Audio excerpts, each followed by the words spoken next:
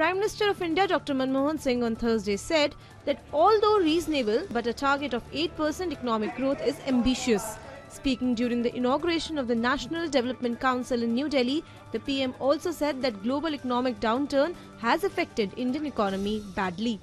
In view of the latest assessment of the state of the global economy, the overall growth target for the 12th plan is being set at 8%.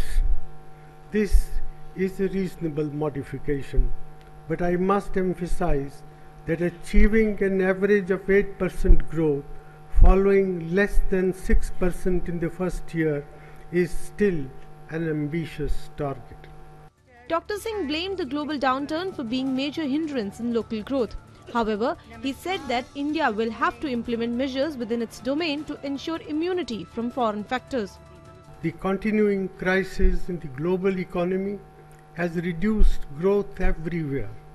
It is expected to be zero in the Eurozone, and Japan and emerging market economies have also slowed down.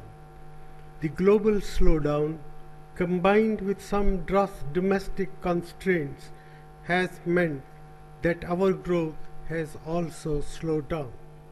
Our first priority must be to reverse this slowdown.